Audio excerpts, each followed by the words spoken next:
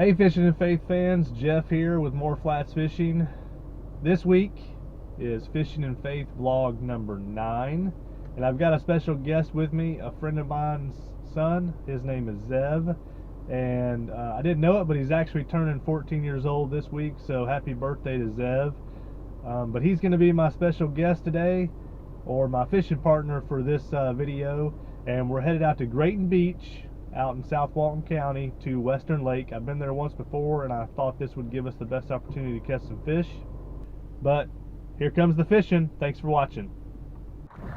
Alright, Fishing and Faith fans, Western Lake out in Grayton Beach. Absolutely amazing.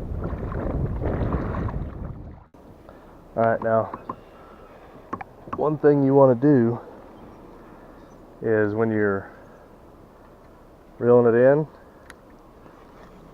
alright, so keep your rod tip down here. Okay, you want to keep your line as tight as possible, so you might have to reel a little bit faster. See how much slack you got in it? Yeah, you want to keep it like that. That way when they bite it, you know it, and you can set that hook. Because if you let slack get in it, they might be biting it, but you might not be able to set the hook in time.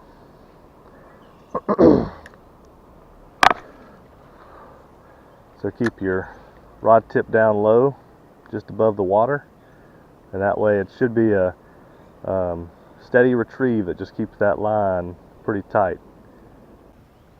Have you ever tried casting like this?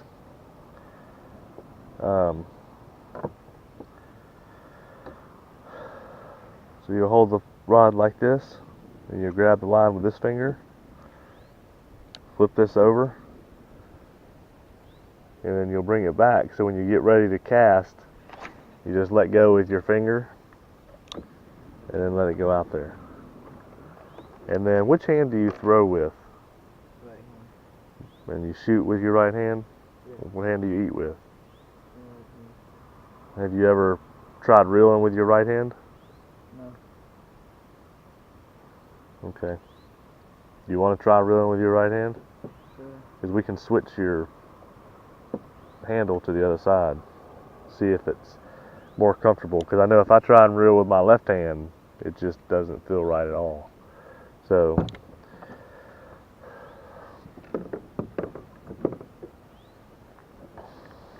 let me see your rod.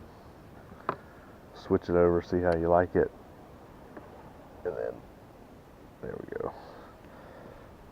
You want to make sure that it's straight up like this, because you want it directly under your finger.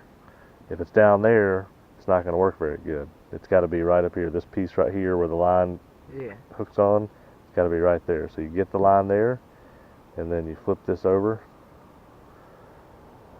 and then you'll bring it back over your shoulder, and then cast it out. And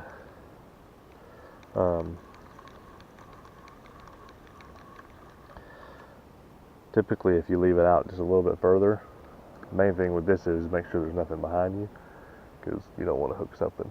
And then you've got your finger here holding the line, and as soon as you bring it over and you want to let go of it when you make your cast, you'll just move your finger out of the way.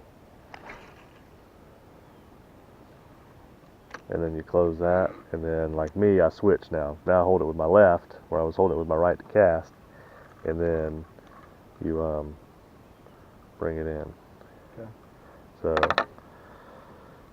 and of course if you have it up here, you tend to get that dip in your line. So if you keep it, the tip, the lower you keep the tip, tighter that line will stay as you're reeling it in.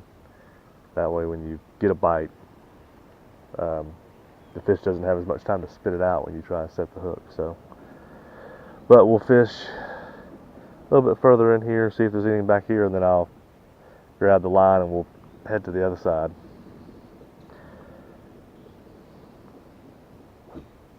There you go.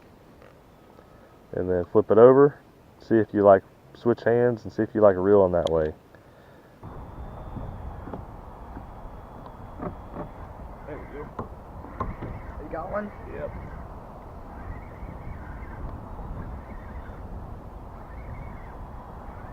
So what it is, feels like a nice fish. Don't lose it. There we go. Oh, I see it. Oh, it's a redfish. Oh, a nice huge. redfish too. Man, this is the longest fighting redfish I've had in a long time. This guy, he don't want to give up.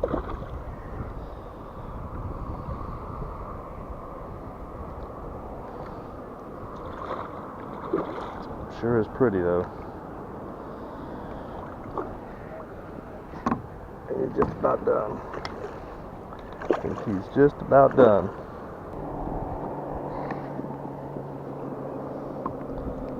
Look at that fish. Man, he is a pretty copper color. Look at that.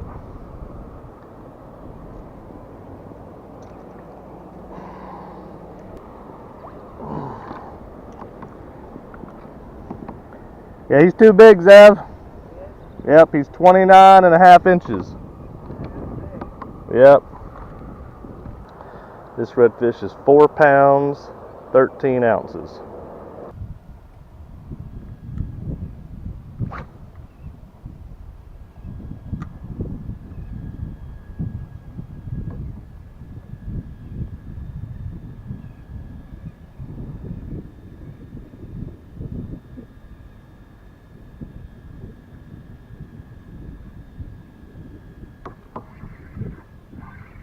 Got one, Zev.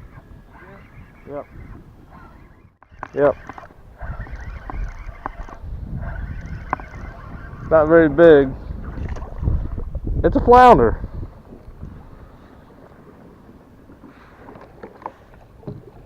That's kind of a surprise. That fish or a bass? That's a flounder. Oh, that is Yeah. weird looking fish. I know they have teeth, but Whoa, how come one side's... well, see, you know what a stingray is? Yeah.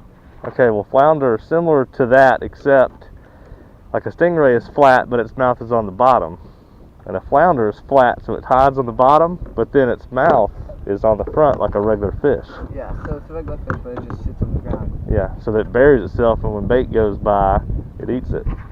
So, oh, its teeth. yeah, it's got some sharp teeth. So you got a flounder, you don't want to put your fingers in their mouth. No. But it's a nice fish. Are we keeping it or no? No, we'll put him back. Well,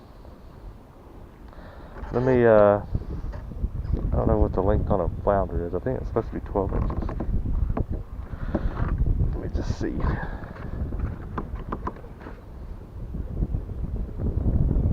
He's probably going to pop off in just a second. He's 14 inches, but he's the only one we got, so I don't want to keep just one fish. What do you think? No, let him go.